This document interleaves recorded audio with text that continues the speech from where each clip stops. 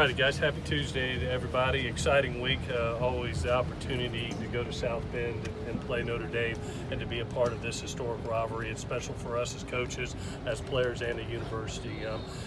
Playing a really good Notre Dame team. I think Coach Kelly's done a wonderful job with this group. To be able to go to Athens, Georgia, and to be able to put on the show that they did there and almost come away with a huge win. You can see why they're a top 10 ranked in the top 10. Offensively, very impressed with Ian Book and the job that he's doing with the skilled players around him. I think he's being a great field general for that team. And then defensively, probably two of the more dynamic defensive ends that we'll face all year in their crew.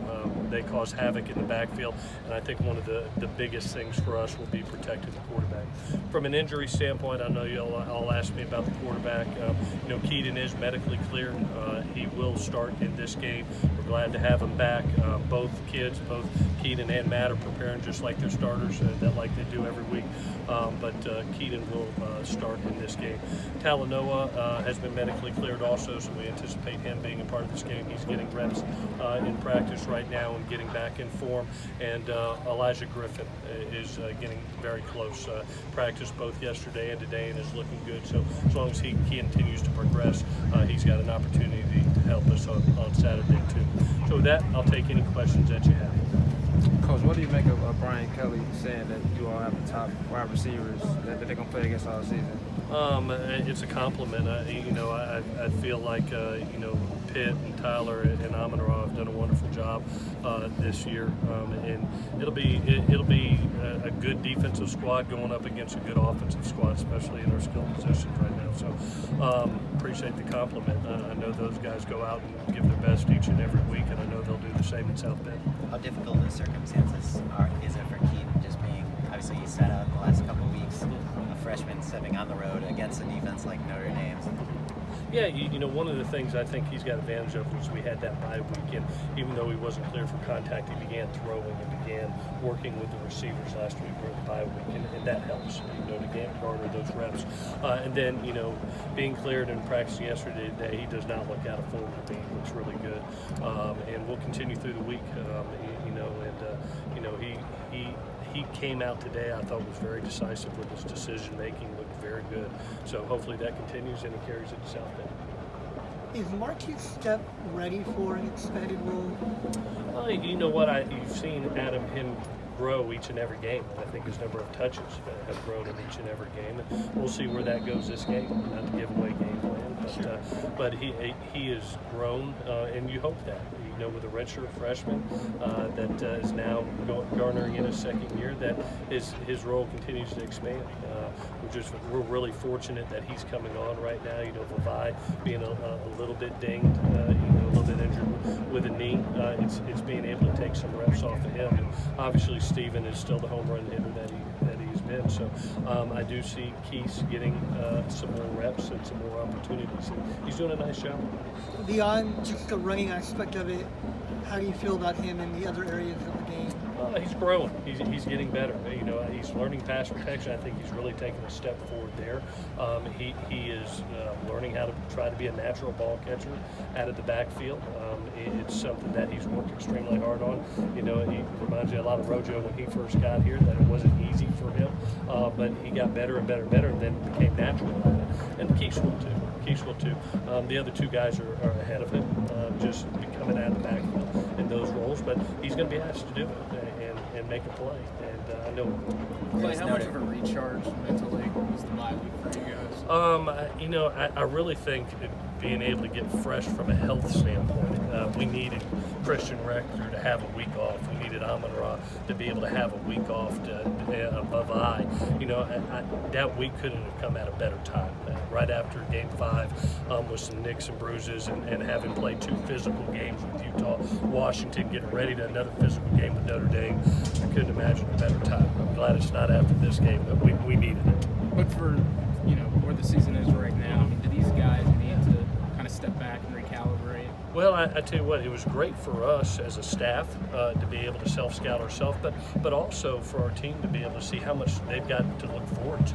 I mean, we've got a conference championship on the line. We get to play a top 10 opponent right this week to try to bring the Shillelagh back home. I mean, there's some great opportunities in this 7-game stretch. We don't have another bye, for the rest of the season. We're the one team in the Pac-12 that doesn't have 2 byes.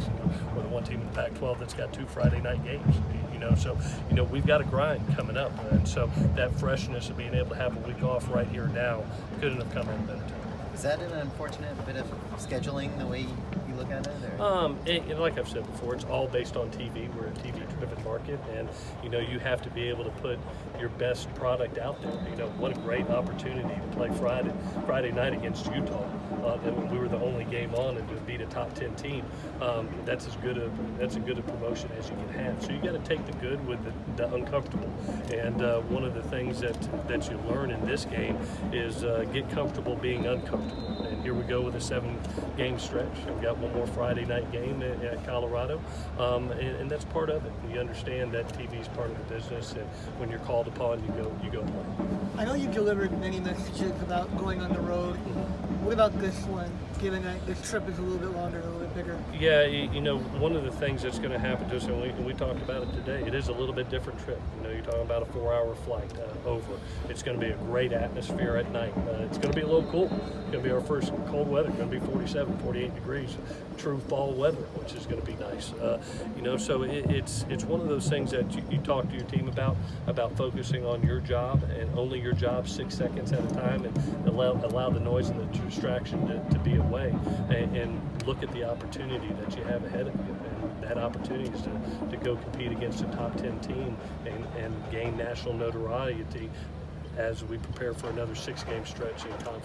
Well, you talked about it during the offseason, getting away from the negativity, the noise outside the program, speculation. But how do you compartmentalize that during the season? How do you make sure your players don't listen to it? Yeah, I for myself personally, I just focus on the 110 men out there. I've got 3 children by birth, and 110 I got the honor to adopt. And when you think about them as your children and your sons, you concentrate your full attention on them and not anything outside this wall. Because the fact of the matter is, they have something truly, truly special to play for down the stretch here. What an awesome story it would be to go win the Pac-12 South, to go beat Pac-12 champions, to go play in a Rose Bowl.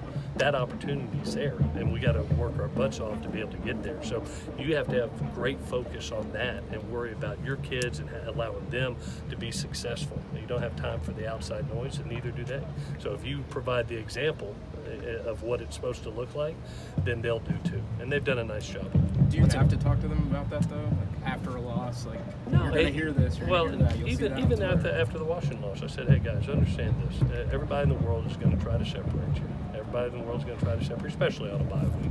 But you know what gets rid of all the noise is being successful. Winning the next game, focusing on the next game. That eliminates a lot of noise. And that's the way we've always approached it, just 1 week at a time. Do our job, try to go win the next one. What have you seen on film from their secondary that's impressed you? I've been extremely impressed with how physical they are, especially in the run game. They're able to play quarters coverage, cover 6, cover 3, cover 1, to be able to play a multitude of coverage, to be able to load the box with that secondary. They show up, and they show up fast. They're like adding an extra player to the run game. So you have to do a great job of winning as we've seen the teams that have been successful have been able to win their one-on-one matchups. And when you get those opportunities, whether it's inside a slot or outside as an outside receiver, you got to make the most of it. You got to be able to hurt them with the deep ball. So we'll see how that goes. But I've been extremely impressed with them and with their run support as well as playing man coverage. I think they're as good as they get at it. All right, thank you.